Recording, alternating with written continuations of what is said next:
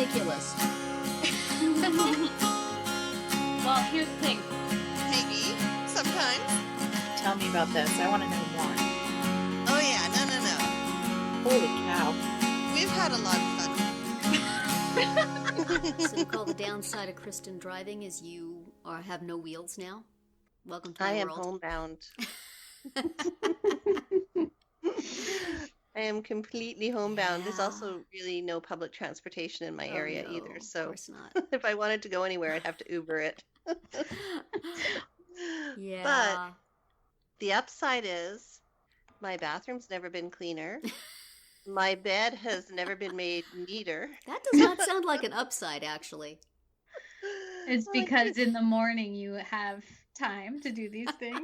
Well, through the day, because I stand around looking at my house thinking, Oh my did I gosh, do? buy another car. If it's come to cleaning your bathroom and making your bed, buy another car. Is it getting bad? We got a third car at some point, and so now I am not wheelless. But I remember, I guess it was when my daughter was in college, and she would drive herself to college, and I just had not gotten used to that. I guess I still was not thinking that way, and so we have a friend who doesn't drive, and she called me up and asked me to go pick her daughter up at school because she was sick, which I'd done before, and I said sure. And I hung up the phone. I got my keys. I got my purse. I walk out to the garage and realize I have no car. No car. So I had to call her back and go, can't pick up your kid. I have no car. Sorry. Worst friend Yeah. ever.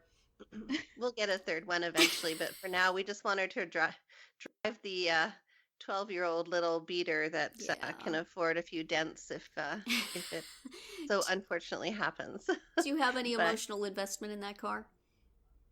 Yeah, there's quite a bit of an emotional investment in that car. Oh, see, So maybe 'cause- that's part of the reason why we hang on to it. My daughter is driving a vehicle that I call my Jeep, and she calls her Jeep. If I drive it now, she says, be careful with my car. Oh.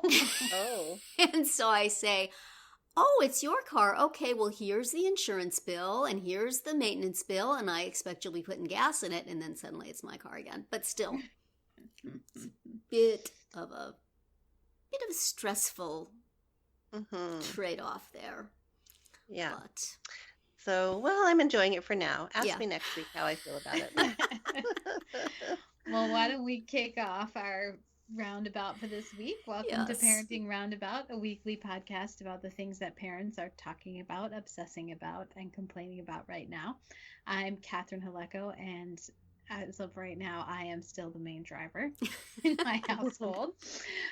With me today are Nicole Eridix Yes. Hello there.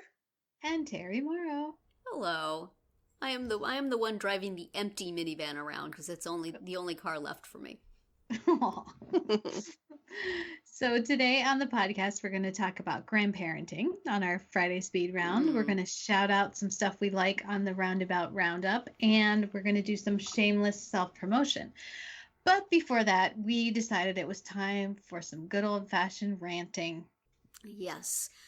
About 80 episodes ago, we figured, right? We did an episode Yeah. where we all just kind of ranted about what was under our skin at that time. And it seemed like perhaps it was time to get back to that ranting. So we thought for our topic today, we're just each going to talk about something that is ticking us off. And Catherine, you kicked this off by complaining about stuff in our Facebook chat. So why don't you share with the nice people what has got you hot under the collar just at the moment?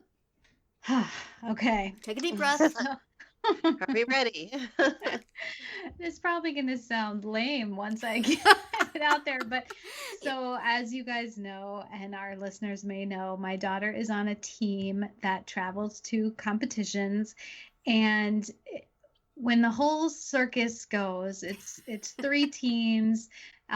So it's about 50 skaters, and then assorted parents and coaches, and it comes out to about 100 people, 2 busloads. Whoa. And somehow, I'm not quite sure how, but I got put in charge, or I got put on the task of helping with arranging meals for all of these people. Oh.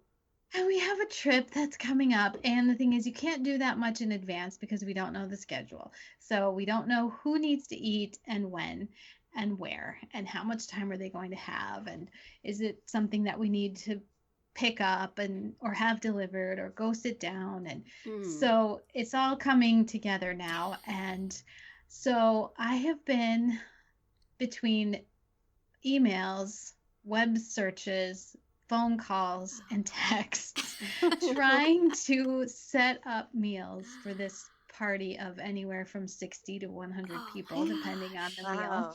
Wow.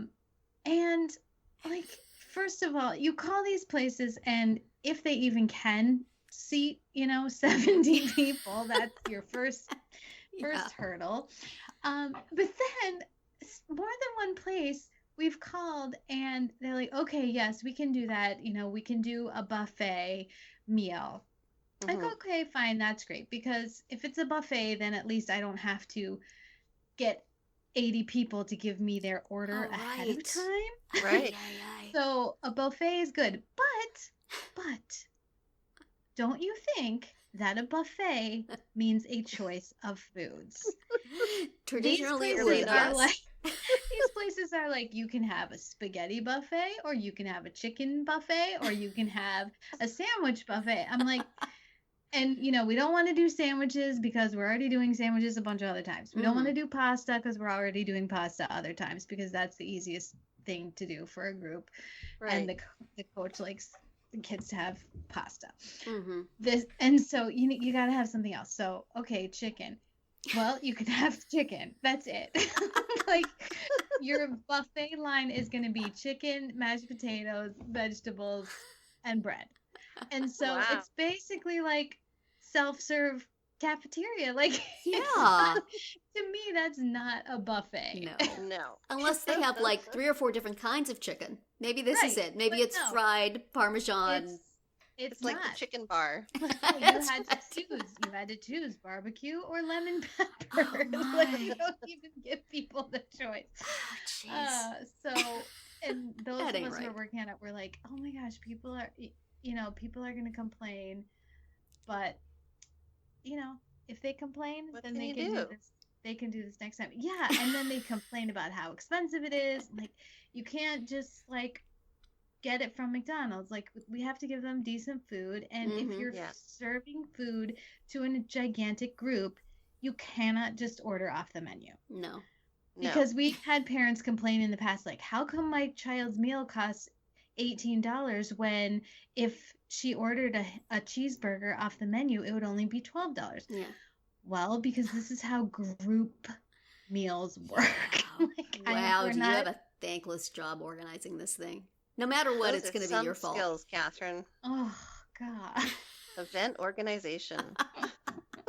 And then I have places that don't call me back. I mean, I finally got this one that I was waiting for to return my call. Like, I'm trying to give you money. I'm trying to give you business. Like, just call me back, please.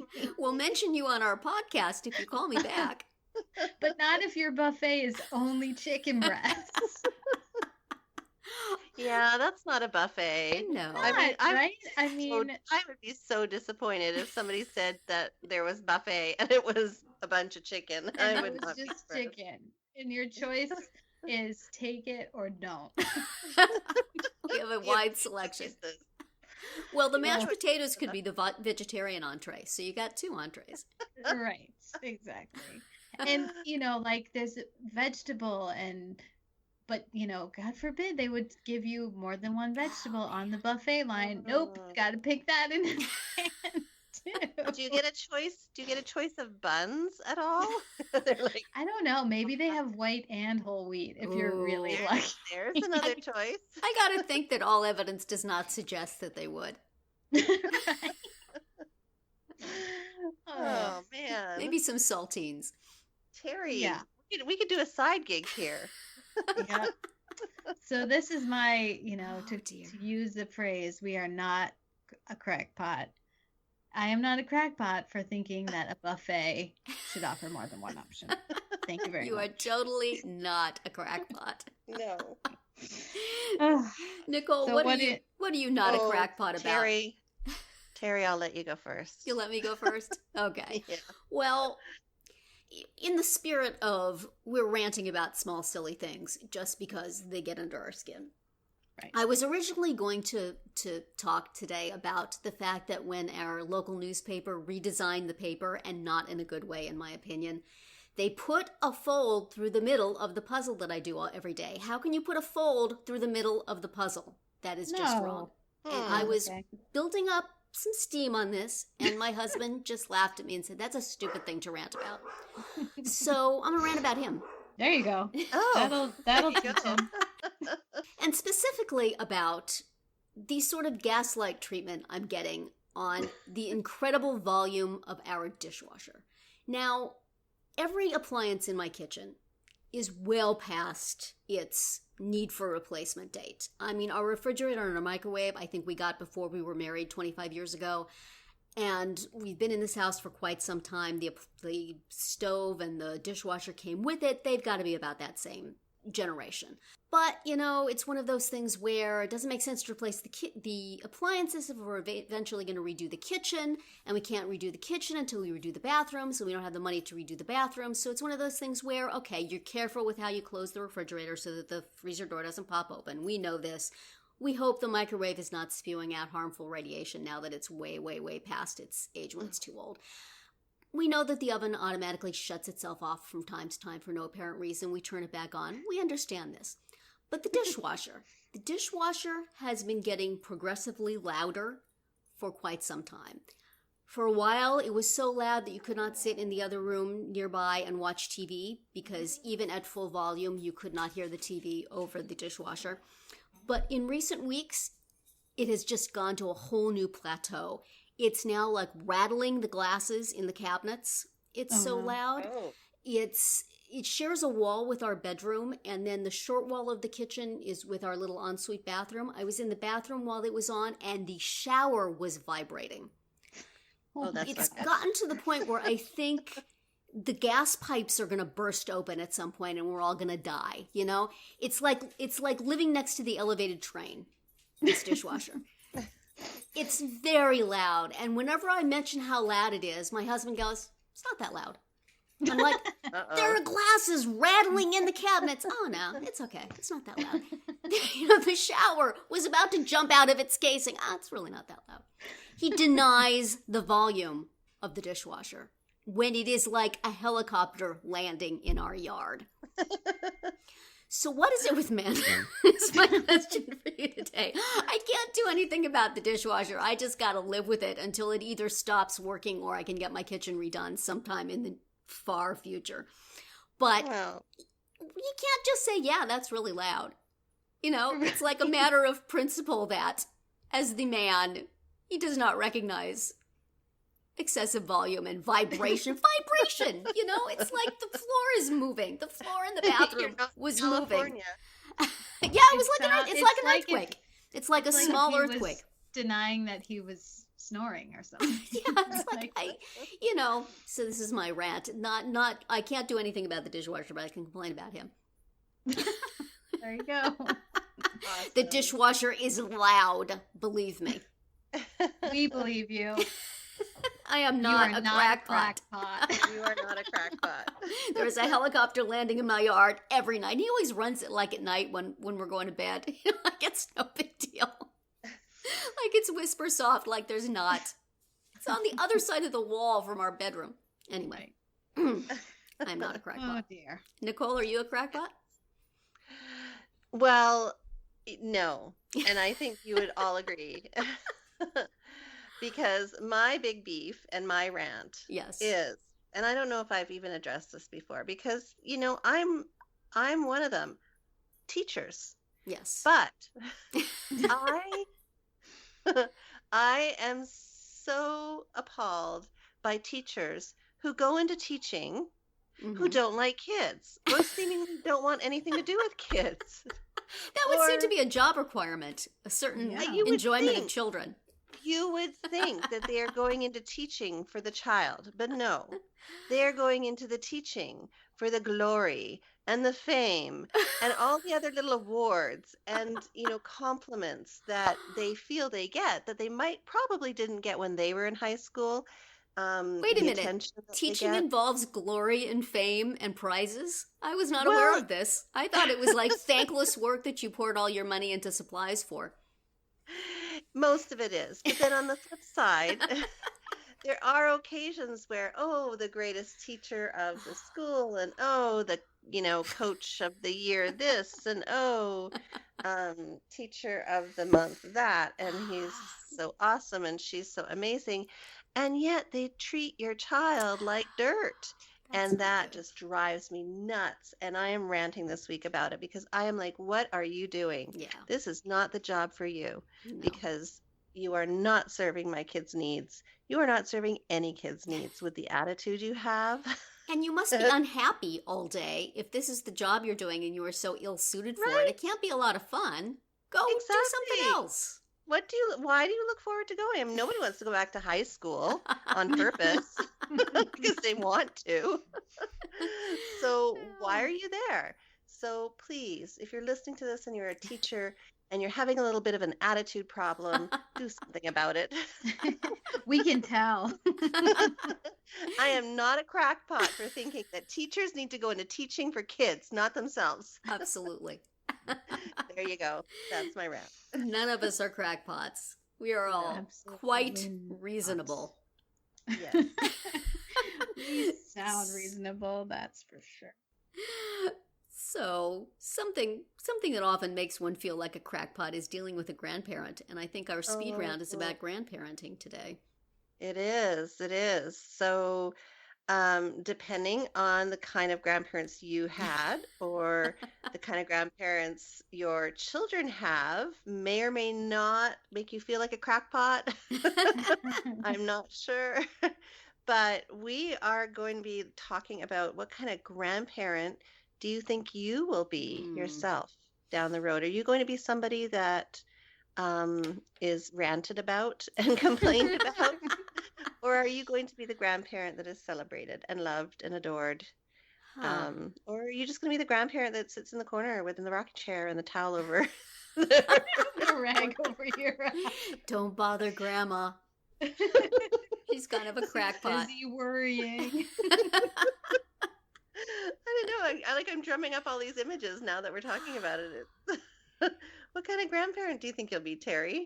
You know, when I was thinking about this question, it occurred to me that I don't really have much of a template for grandparenting.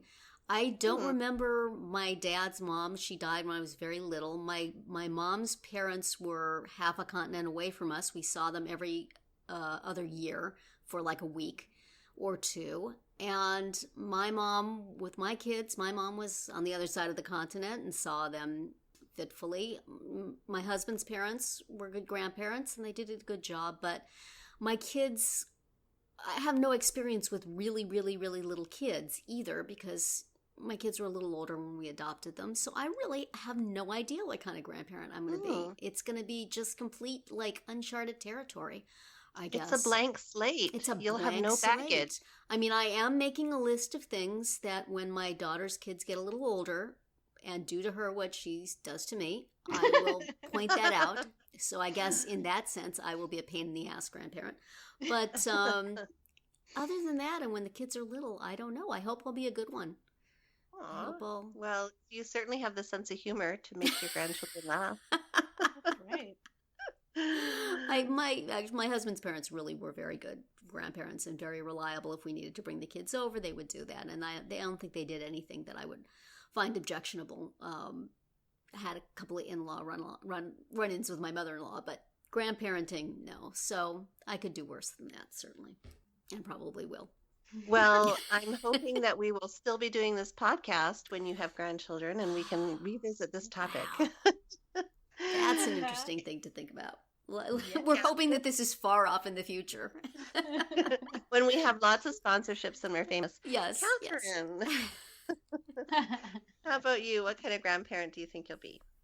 You know, it's so hard to think about, right? I mean, I think that it so much depends on your physical location, right? I mean, Mm-hmm. neither my parents or my mother-in-law when she was living were close to us, so Yeah. it was all about the visits. And you know, my parents and my mother-in-law were great about coming sometimes and staying here with our kids, or Yeah. we would bring them there or whatever, and they could be really nice and hands-on, and I Mm-hmm. appreciated that. And I've often, you know, thought about the people that I know who have grandparents right nearby. And I mean, we there was a little boy on my son's hockey team last year that they were actually his great grandparents, so they were his mother's grandparents, Mm. and they came to every single hockey game. They Oh. had team jackets.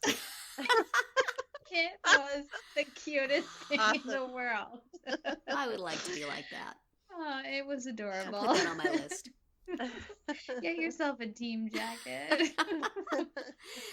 So I'd like to think I would be helpful to my children if they wanted me to be. But then that also, sometimes then you're not as fun of a grandparent if you're having to actually parent, right? Yeah, You that's don't true. you Right. don't get to be the one that like fills them up on crappy food and gives them like noisy toys if you're gonna have to actually deal with it. So Spoiling there's all a our balance fun. to be struck there. That's true. That's true. Mm-hmm. How about you, Nicole? Well, I, like you, Terry, didn't have my grandparents nearby growing up and didn't really experience having the grandparent part of the extended family. But when I got older, I actually moved uh, to near my grandmother, and I learned a lot from her in terms of how I would like to be. Um, and then I also have my parents and my in-laws who have been absolutely fantastic grandparents to my Mm-hmm. kids when, even from afar, because now we live far away from them. Yeah. So I feel like even though I didn't have anything in the early days as a younger child to build my template, is the word to use, that I've seen some really great examples of Oh, that's grandparenting nice. since I've had my kids and now that I'm older. And yeah, I would like to be available. I want to be the grandparent that has the jacket, goes to the games, is available to help out when needed. Mm-hmm. I mean, I had one occasion where I just had my son, and it was like he was 2 or 3 days old, and of course I'm not getting any sleep, and Mm-hmm. all this newborn kind of craziness going on. And my mother-in-law phoned to see how I was doing, and she lived about an hour and a half away, and I just broke down in tears. And Aw. she's, "That's it. I'm hopping in the car and I'm coming up now to help you." And sure enough, she was there within an hour and a bit and had food in hand and Oh, all that's sorts of nice. things. And she stayed and helped out. And That's so, really that's nice. kind of what I would like to emulate because I feel like I was really fortunate and it was helpful. So, yeah. Yeah. Yeah. And my kids love all their grandparents too, just because they've been so involved and Yeah. part of it. So, Yeah. I really missed that when my kids were little because my mom was so far away and I didn't really have that kind of relationship with my mother-in-law. So there was nobody to really just, dump things on and hmm see what was going on right now and do something about it right now. Mm-hmm. I would have loved my mom to be that way, but she was too far away and she had her own stuff going on, and it just was always kind of a sad thing. So I hope that hmm that's something that I could provide as a grandparent, is that emotional I did. Well, support right there I on the spot. Right. I got the chance to help a friend after she had a baby. This was, I think it's almost 5 years ago now, but my hmm friend had a baby as a single mom, and after her mom came and stayed with her for I think 6 weeks, and then I said, when you're ready, when your mom has to go, then I'll come. Mm-hmm. And That's I nice. went and stayed with her for a week, and it was so nice. I mean, because I didn't have to get up, but she still got up with the baby. Mm-hmm. hmm But during the day, I would like take the baby for walks, or I would just, hold her while her mom was busy, um, Aw. and and I tried not to like give her advice. I was just I'll do what you tell me to do because it's your Yeah. baby. Uh-huh. And Yeah. and she really appreciated that. So I guess that's a good model to look at. Like Yeah. not telling them what to do, but just being an extra pair of hands. Yeah, but oh, when and my I cooked for her too. oh, that's so. nice. Yeah, when my daughter It is. turns to me and says, "What do I do with an infant?" I'm gonna go, "Well, I don't know. I never had one of those Your guess things. is as good as mine." We'll do this together. See, You'll and this go is on where YouTube and watch a video. There you go. exactly. Or my other, this is my, they may even do it, I don't know, but I'm thinking of like a rent-a-grandparent business Oh, there you for go. people who are Oh. near their grandparents. Yes. That's what, when we moved here, I said, can we adopt grandparents? I feel like I need grandparents in our life. I bet there's some way you can do that. I bet somebody in California is on that. Right. I gotta look into it. Well, you know what we could do really good though, Nicole, is if if you're missing that special feeling of having your parents judge you and make you feel guilty for things, Oh, right. We'll come Right. over and say, oh well, sigh gee, and look at me. do you have a dark room I can lay down in and I'll worry for you? I wouldn't you do it that poor way. thing. You poor thing. I wouldn't do Good. that to my own kids, but if somebody is feeling the lack of that in their life, I'm really good Okay. at it. I'll You're send you a plane ticket. Well, I think we will wrap up our speed round on that note. And remember, it's kind of a speed round, a long speed round. You can hear a new speed round every Monday through Thursday. Grandparents Yeah. can take as much time as they want. And so now we're going to bring you some of the things that we've read or seen or used recently that we want to shout out and share with you. So besides your rent-a-grandma idea, Nicole, do you have anything else you wanted to mention? Yeah, well, I'm just going to go back to the whole business with my daughter starting to drive. And what I've found really useful is keeping track of her location through the instant messaging on my iPhone. So Ooh. if you go to details so if you're messaging somebody and you go to details, you can share your location with that person. So she's been sharing her location with me, and I've been able to watch her leave our house and go all the way to school and back again. And Awesome. it's just a handy little Through the just feature. like the text messenger on the iPhone? Yeah. I gotta find and you gotta tell me how to do And that. Show me a YouTube both video.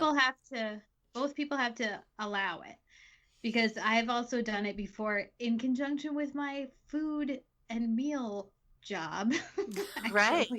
Because when we have one of us on one bus and one of us on the other, like the two people who are working on meals, I've had my partner in crime say, okay, share your location with me so I can see where your bus is so that I know when you're coming. So we've done that before. Yeah. I think it's the little eye. If you go into the messages, Terry, it's the little Really? eye in the right-hand corner, top right-hand corner. Cool. Just click on that. And if you Yes. like knew your children's phone passwords, you could, I don't know, theoretically just go on and turn it on for them, right? Just Yeah, save them of the time, the course. poor darlings. They they're wouldn't busy. know. They Oh, wouldn't I know see. any Share different. my location. Interesting. Now, does it tell you their location if they don't text or only if they do text? Oh, if they don't text, it'll as long as it's on, it will show their Still shows location it no there. matter. Ooh, I'm so happy to hear that. I was, my son briefly had a job working with UPS and driving all around, and I was thinking of getting one of those. I guess AT&T will charge you to put something on that you can track people. No, this is better. use it. This is better. Thank you. Child surveillance. Yeah. Excellent. Yay. Excellent. There you Child surveillance. And so, Terry, so what interesting. genius thing do you have to mention this I week? have no new genius thing, but I have kind of an old thing that I have used for a long time, so I guess it's safe to recommend it because I won't stop using it next week, as usually happens. But if you have not played around with Google Keep, it is one of the many little tools Google puts at your disposal, along with the docs and the drives and all that other stuff. There's something called Google Keep, which is just basically where you can dump every little bit of information you want to be able to put your hands on eventually. I find it really useful to, sometimes I start writing articles there, and then if I want to work on them later on my phone, I can, or if there's like a bit of code that I want to always remember to be able to put in my blog posts, I can dump it there. It's just really handy for miscellaneous stuff. You can also use it to like transfer pictures from one place to another. I found it easier than other things that sometimes don't make the connection. So if you haven't played around with that yet, check it out. There's an app for it, but it's also, if you're on your computer and you go to any Google thing and they give you that little grid of stuff, it should be there. And you can share things. You can set up a board and share it with somebody else and put things on it like that, which we were going to do for organizing this podcast at one time, and then we never did it. But theoretically, you could. Right. Theoretically. Excellent. Check it out. You already have it. And my thing that I'm going to mention is also a Google tool, which is the Google Forms that you can do, because how else would I take sandwich orders from 96 people? Oh my gosh. You can set up a form, and you can do, required questions, not required questions, multiple choice, or fill in the blank or whatever. And then you can export it to a spreadsheet and send that over to your friends at Subway or Jimmy John's or wherever it is. Nice. And get your sandwiches. Perfect. So every time you mention that chore of that, dealing with that many people and all their different things, it makes me exhausted and I need to go lie down. Tell me about it. What a job. What do you are you like teachers in it for the glory and the fame? Do you get a prize at the end? No, we just get people complaining about how come they only got chicken for their choice at the buffet, and they had to pay $18 for it. Have you made it clear that complaining means you're volunteering to do it next time? I plan to, when we send out the list of like, here's all the places we're going, and I don't want to hear it. Excellent. Please write your complaint down and sign at the bottom. Oh, don't worry about those other words that are there. Right. It's fine, but legally binding. Yeah. Well, that wraps up our shout outs, doesn't it, Catherine?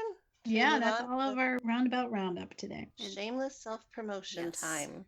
Yes. And so this is our final segment today. We're doing a little shameless self-promotion, and we're going to direct you to some things on our sites that we think you should take a look at. Terri, what have you got for us this week? Well, I worked on an article for Friendship Circle this week about the Supreme Court case that is going to be deciding theoretically exactly what free and appropriate public education means.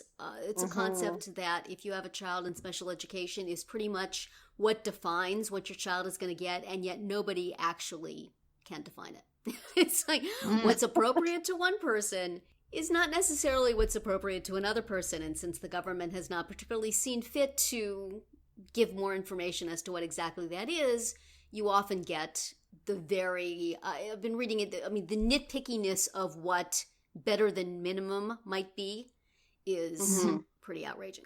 So it reminded me of something that I wrote for my About.com site a while ago, which was, what would a back-to-school night speech sound like if it was more like an IEP meeting?